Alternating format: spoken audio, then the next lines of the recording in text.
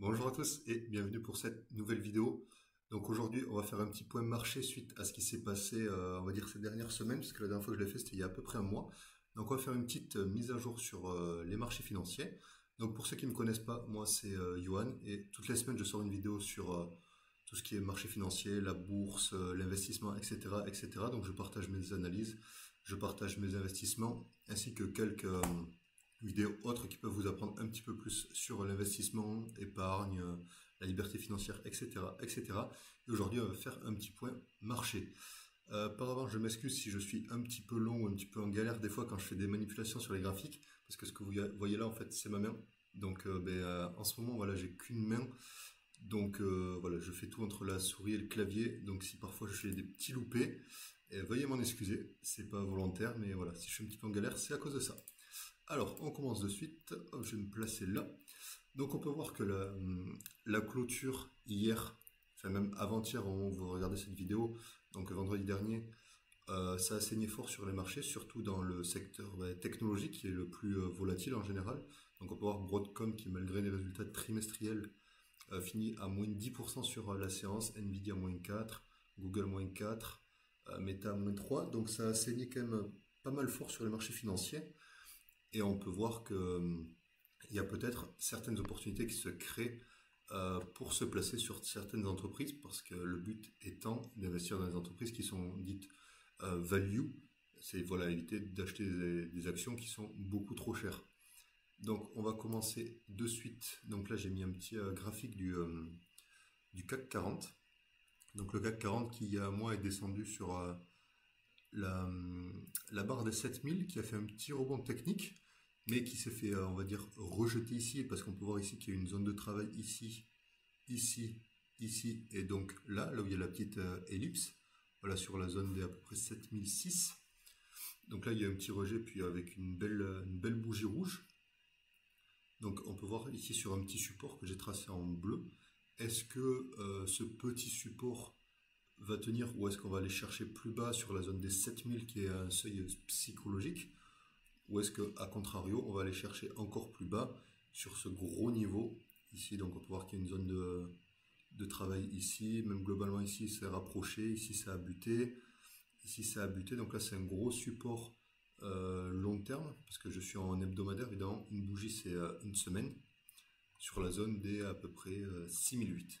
Donc on peut voir que le CAC 40, par rapport à ses plus hauts, et on va mesurer à peu près, par rapport à son ATH, hop, on est où? On est là. On est sur du moins 11%. Donc, voilà, on est quand même assez loin de l'ATH. Et puis, en ce moment, c'est vraiment compliqué, même si la tendance est haussière à long terme, évidemment, hein. Mais en ce moment, c'est vrai que le CAC 40, c'est un petit peu compliqué. A contrario, je vais vous montrer par exemple le Nasdaq. Nasdaq, comme on a pu voir que les, euh, les actions tech avaient beaucoup morflé ces derniers temps. Donc le Nasdaq, j'ai tracé un petit peu en avance les graphiques, comme je savais que j'allais être un peu en difficulté, j'ai pris un peu d'avance. Donc là, je suis toujours en hebdomadaire. On peut voir qu'on est toujours au-dessus de la MM200. Là, le trait bleu, c'est la moyenne mobile 200. Donc on peut voir que ici, dès qu'elle a touché, c'est reparti. Ici, il y a eu un léger trou d'air, mais c'est reparti. Et depuis globalement mars 2023, donc depuis un an et demi, elle suivait un canal haussier, donc largement au-dessus de sa moyenne mobile 200. On peut voir qu'ici le haut du canal a été touché, pour ensuite toucher le bas du canal. Elle est revenue un petit peu, et là on voit qu'elle se rapproche petit à petit du bas de canal. Donc est-ce que, je vais mettre une petite ellipse, hop. Donc ici on va voir ici que c'est une zone charnière. Donc est-ce que le canal va tenir? Est-ce que le bas du canal va servir de support dynamique? Ou est-ce que, à contrario, ça va péter? Et que du coup, je pense que si ça pète, on ira plus chercher par ici. Hop, je vais mettre une petite ellipse, parce qu'on voit la MM200 aussi qui se rapproche. Et ici, on voit qu'on a un niveau. Peut-être aller chercher cette zone-là, donc vers les 15 000. Donc c'est vrai qu'on n'y est pas encore, mais voilà, le marché ne va pas baisser en ligne droite non plus. Ça peut se passer d'ici 3-4 mois, évidemment. Donc voilà, on peut voir qu'au niveau des indices, le CAC 40 est un petit peu en difficulté. Bon, le S&P qui est plus fort que le CAC 40 évidemment. On voit que voilà, il est dans une zone assez charnière et on va voir d'ici, je pense, 2-3 semaines, on devra avoir une réponse pour voir si le canal tient ou pas. Parce qu'évidemment, si le canal tient, pourquoi pas repartir à la hausse. Et si le canal tient pas, ben là, ça peut partir un petit peu en sucette. Avant de regarder quelques actions, je propose qu'on regarde par exemple, parce que moi je sais que j'aime bien le Bitcoin. Parce que bon, moi en fait je suis un petit peu investi partout, j'ai un portefeuille assez complet sur différents actifs.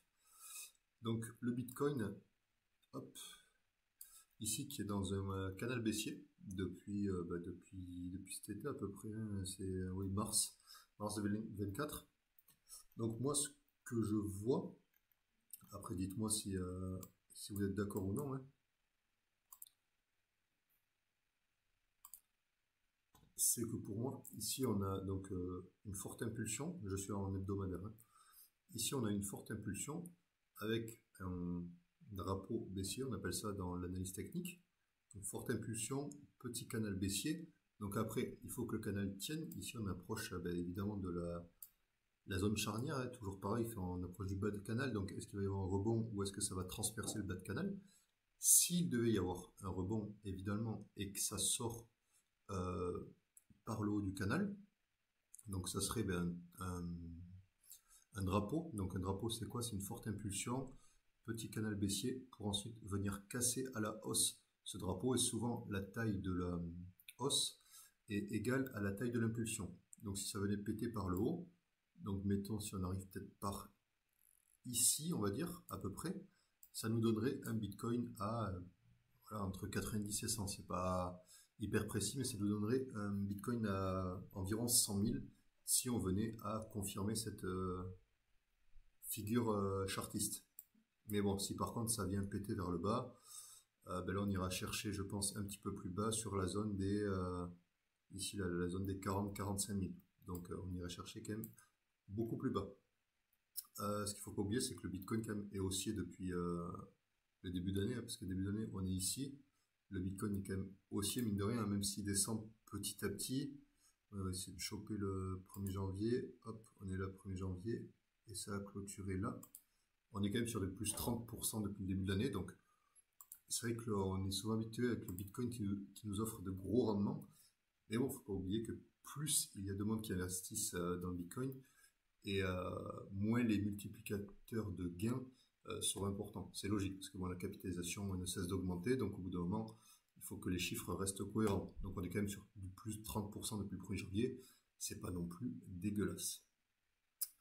Donc maintenant qu'on a vu le Bitcoin, je vous propose une sélection d'actions que j'ai faites, qui me paraissent assez pertinentes, parce que c'est des actions dans plusieurs secteurs d'activité, et puis c'est des actions, on va dire, qu'on parle assez souvent. Donc on va voir ça de suite. Donc première action, on va commencer par les françaises. Allez, on va commencer par une des préférées des Français, LVMH. Hop, LVMH. Donc il est toujours dans son canal baissier, hein, là la petite ellipse que vous voyez, c'était le 14 juillet, j'avais fait une vidéo justement où je parlais du luxe français, les actions du luxe, où je disais que voilà, LVMH déjà à l'époque était dans un canal baissier. Et c'est vrai que j'avais reçu plusieurs commentaires qui me disaient ah mais c'est les soldes, il faut à tout prix en acheter. Et moi justement je les avais mis en garde parce que le canal est baissier, donc tant que je n'ai pas une confirmation comme quoi ça vient percer le canal, pour moi c'est pas haussier, même si la valeur, si on dézoome, elle est haussière à long terme. Mais au mieux on peut se placer à court moyen terme, au mieux c'est pas parce que LVMH c'est une très belle entreprise qu'il n'y a pas forcément d'autres opportunités ailleurs. Donc, comme je dis, c'est compliqué de timer le marché ou d'avoir l'opportunité parfaite, mais il ne faut pas faire n'importe quoi. Parce que vous voyez, depuis le 14 juillet, où on m'a dit, voilà, c'est les soldes, LVMH, moi j'achète de suite, tu dis n'importe quoi, voilà. Alors, on était là, et on a clôturé, c'était là, moins 15%. Voilà, alors que je pense qu'il y a d'autres entreprises, en un mois, bon, qui n'ont pas fait plus 15% bien sûr, mais qui ont fait moins que moins 15%, voire même qui ont un petit peu progressé. Donc c'est pour ça faire attention à l'analyse technique également, qui n'est pas à négliger selon moi. Donc certes, il y a le fondamental qui pèse lourd dans la balance, Mais après, il faut essayer d'optimiser ses points d'entrée, parce que bon, le but du jeu, c'est pas non plus de payer une entreprise. Vous voyez la personne qui est rentrée tout en haut, ici qui est rentrée là, elle est à combien? Elle est à moins 30%. Moins 30%, pour les rattraper, il faut que l'action fasse plus 60%. Parce qu'évidemment, quand on fait, par exemple, si on fait moins 50, dans un sens, il faut faire plus 100 dans l'autre. Donc là, la personne, pour retrouver son investissement initial, il faudra que LVMH fasse plus 60%. Donc autant vous dire que c'est pas demain. Donc c'est pour ça, essayez d'optimiser vos points d'entrée. Donc LVMH, pas grand chose à dire. C'est bon, on a vu qu'il y a ici, là, il y avait un support ici. Donc j'ai mis des petites flèches pour vous montrer que ça avait réagi. Malheureusement, avec le canal baissier, on voit qu'il y a eu un petit travail, il y a un petit trou d'air, mais c'est revenu le rattraper pour au final l'enfoncer. Donc attention à LVMH. À mon avis, la prochaine zone qu'on va aller chercher, bien sûr c'est comme mon avis, hein, c'est celle-ci, là, vers les 550. Ça va peut-être pas se faire en un mois ou deux, s'il faut ça va arriver dans 3 mois. Mais pour moi, LVMH, vu les contextes géopolitiques et économiques actuels, il n'y a rien qui est fait pour que ça monte, parce que le luxe déjà, depuis mars, donc ça fait 6 mois que ça baisse. Plus les tensions géopolitiques qu'il y a en Chine, plus le contexte économique avec l'inflation, les chiffres du chômage qui sont pas bons, les créations d'emplois, etc., etc.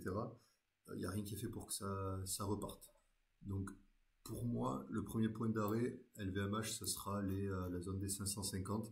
Et si vraiment ça doit taper plus bas, ce sera ici, hein. Je vais vous mettre un petit rectangle. Peut-être qu'on y arrivera, peut-être qu'on n'y arrivera pas. Mais pour moi, c'est ici sur la zone des 420. Donc ça peut arriver. Dans tous les cas, LVMH restera haussière, même si elle tombe à 550.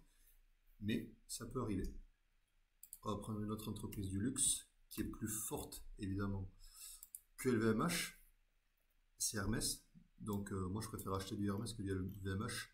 Parce que Hermès est plus forte que LVMH. Je vais me répéter, mais dans les entreprises du luxe, donc même en général, on achète les forts et on délaisse les faibles. Et donc dans l'ordre du luxe, donc pour moi le plus faible c'est Kering. Ensuite on a du L'Oréal, LVMH, Hermès. Et si vraiment on veut du luxe au-dessus de Hermès, pour moi c'est Ferrari. En fait pour moi Ferrari, bon, c'est le Graal. Hermès c'est de l'ultra luxe. LVMH on est dans du luxe. L'Oréal on est dans du moyenne gamme on va dire. Et pour moi, Kering, c'est du bling bling. Donc Kering, c'est tout ce qui est Balenciaga, Gucci et tout ça. D'ailleurs, je peux vous afficher le graphique juste avant qu'on parle de Hermès, juste pour vous montrer Kering. Voilà, Kering, c'est dégueulasse. Le graphique, on est de retour sur les niveaux de 2017. Enfin, Kering, c'est... voilà, il y a beaucoup qui achètent, qui disent ah mais ça fait que chuter. Oui, mais bon, ça fait que chuter, c'est qu'il y a peut-être une raison. Et comme je dis souvent, on n'essaye pas d'attraper un couteau qui tombe. Et tant que Kering ne montrera pas un meilleur positionnement et de meilleures décisions au sein de son entreprise, je n'achèterai pas Kering. Parce que quel intérêt d'acheter une action qui prend moins de 10% tous les mois? Bon, je grossis les traits. Mais quel intérêt d'acheter une action qui prend moins de 10% tous les mois, alors qu'à côté, on a une Hermès. Voilà, le graphique qui est beaucoup plus beau. Donc, où est-ce que j'en étais? Donc, Hermès, voilà, qui est plus forte que LVMH. Donc, qui a tenté une sortie de canal, parce qu'ils ont tous le canal baissier, et au final qu'il a réintégré suite voilà, aux tensions géopolitiques et puis les données macroéconomiques. Donc, qui va réintégrer son canal baissier. On voit ici qu'elle a un petit support, ici où il y a une petite zone de travail sur la zone des 1800, 1850. Donc, je pense qu'elle va peut-être y retourner. Voilà, si on continue une petite baisse aller un petit moins 6, moins 7, on y est. Et sinon, si vraiment ça doit chercher encore plus bas, on a une zone de travail ici à 1600, 1150. Donc ceux qui n'ont pas de Hermès encore pourraient se positionner selon moi dans un premier temps sur la zone des 1800, 1850. Et ensuite, donc pour en finir avec le luxe, je vais montrer Ferrari. Ferrari, en fait, c'est une action qui est très intéressante parce qu'elle n'a pas le même schéma que le luxe français. Cette action, on peut voir qu'elle consolide, elle monte, elle consolide, elle monte, elle consolide, sortie par le haut de canal, et logiquement, ça monte. Si jamais, étant donné le contexte macroéconomique, elle venait à réintégrer le canal. Voilà, ici il y aurait un petit point d'entrée, ici sur la zone des 380, ou alors peut-être qu'elle viendrait retester ce mini range sur la zone des 400, 400 qui est aussi son seuil psychologique, et tout ce qui est chiffre rond, souvent c'est des seuils psychologiques. Donc voilà, ou alors soit ça vient péter à la hausse, et puis ça viendra relatéraliser, et puis repéter à la hausse. Donc voilà, pour l'instant, c'est ce qui marche, et Ferrari, voilà, c'est on achète quand ça latéralise, ça monte, on achète quand ça latéralise, ça monte, on achète quand ça latéralise, et etc. Ensuite, alors je me suis mis une petite liste pour pas oublier. Alors du coup, on va parler de Nvidia, la fameuse, voilà, qui est dans un petit canal. Je vais peut-être mettre en journalier pour que ça se voit mieux. Voilà, un petit canal haussier. Donc depuis avril, donc ça fait 4-5 mois qu'elle est dans ce canal. On voit qu'elle a MM200 journalière qui se rapproche. Plus. Ici, on voit qu'il y a une zone de support. J'ai fait un petit peu trop haute. Ici, vers les 80. Ici, il y a une zone de travail également, parce qu'avec un ancien gap. Donc, je vais mettre une petite zone ici également. Hop, tac. Par ici, grosso modo, sur la zone des 95-100. Donc, on peut voir qu'elle est très très proche. Et puis, ça coïnciderait évidemment avec le bas de son canal haussier. Donc il y a dans un premier temps les 100, dans un second temps les 80, et si vraiment ça doit glisser, on viendrait plus par ici vers les 70 à peu près. Donc voilà, si vous souhaitez rentrer sur Nvidia, voilà, il y a cette zone qui pourrait être intéressante, les 100, parce qu'évidemment c'est toujours un palier psychologique. Et voilà, Nvidia qui globalement est toujours haussière, il ne faut pas s'inquiéter. Mais c'est vrai que depuis l'ATH, elle a fait un ATH à 140, là on est plus ou moins 100. Donc voilà, elle a fait moins 37% depuis son ATH en juin, donc en 2 mois et demi, moins 40%. Ceux qui sont rentrés là, ça fait. Ensuite, prochaine entreprise, hop, on va voir BlackRock. Moi c'est une entreprise que j'aime bien, BlackRock.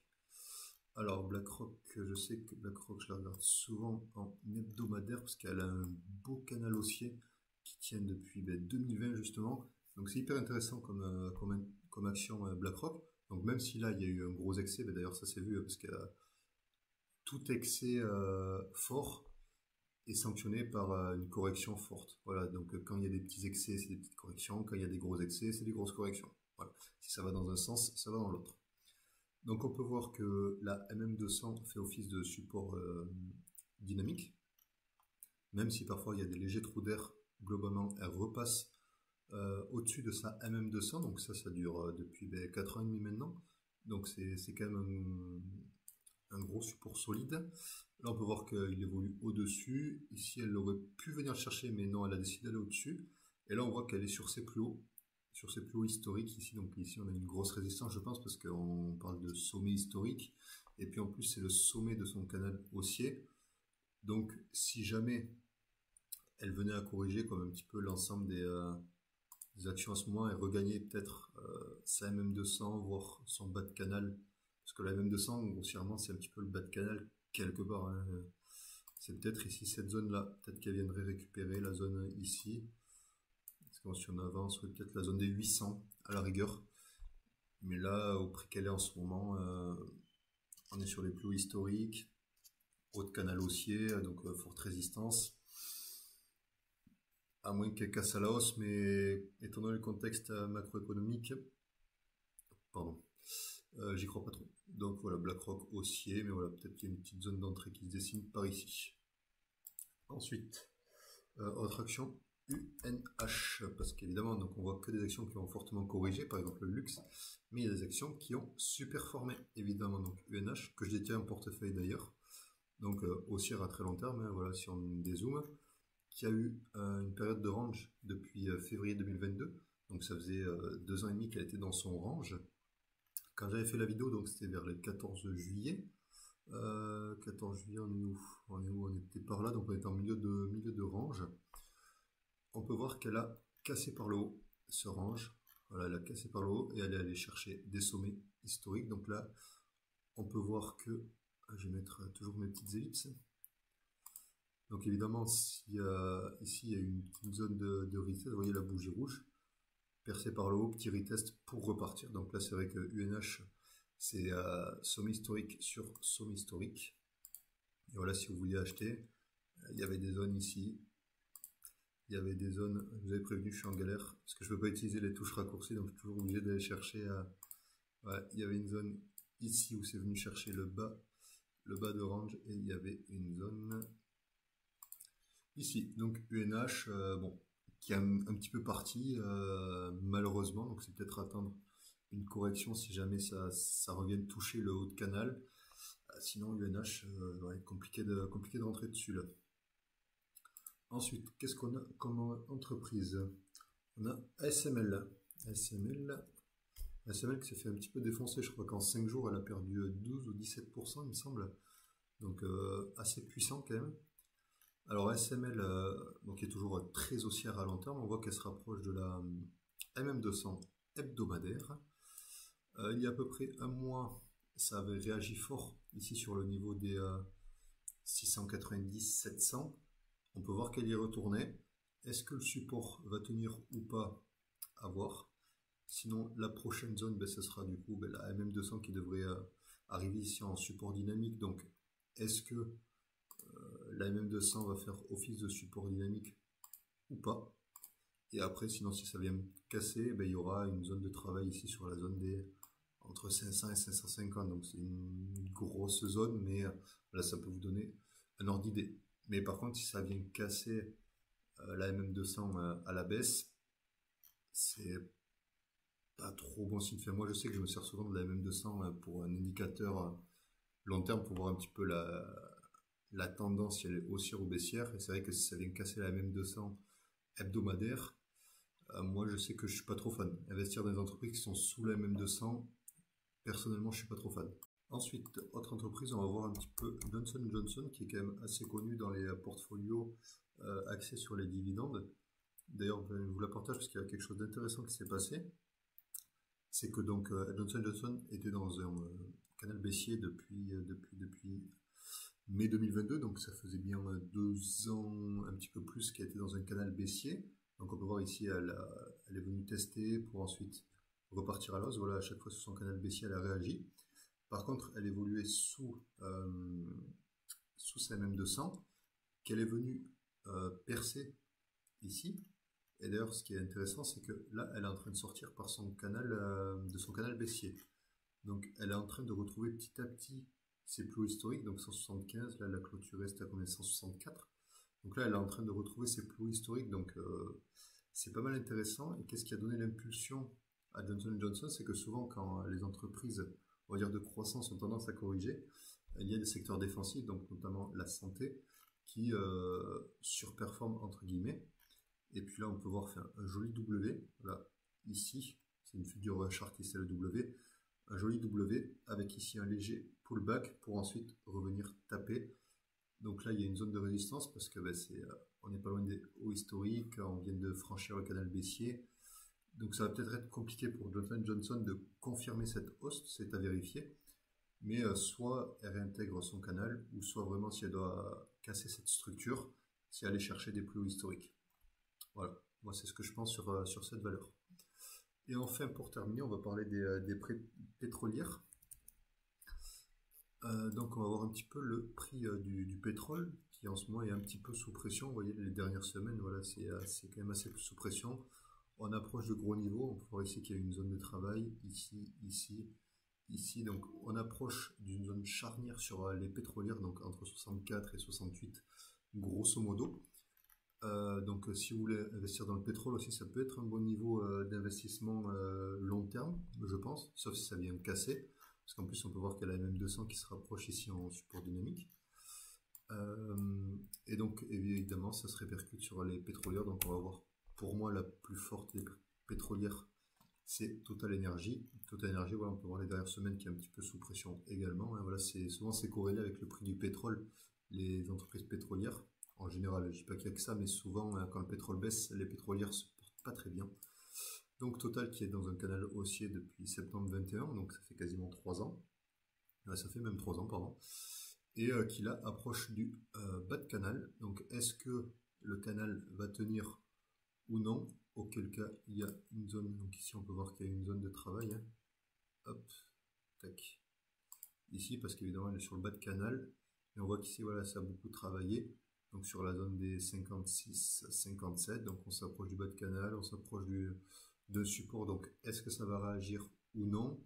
Si jamais ça venait à péter, la prochaine étape, hop, c'est quand même assez clair.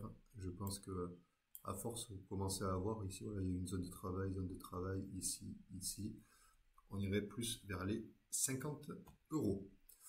Voilà, donc sur Total, en ce moment, c'est peut-être attendre une confirmation. Est-ce que ça va tenir ou non? Et c'est vrai que pour les nouveaux entrants, c'est peut-être voilà, souvent attendre. Vous voyez ici les bas de canal parce que c'est compliqué d'acheter même un haut de canal parce qu'en général, ça sert de résistance dynamique. Et voilà, souvent c'est amené pardon, à corriger un petit peu. Donc voilà, chercher plutôt les bas de canaux, les supports long terme, etc., etc., qui sont des points d'entrée un petit peu plus optimaux. C'est tout pour cette vidéo, donc j'espère qu'elle vous aura plu. N'hésitez pas à me dire dans les commentaires si vous voulez que j'analyse certaines entreprises qui sont dans votre watchlist ou même qui vous intéressent. N'hésitez pas à me le dire, je le ferai avec plaisir.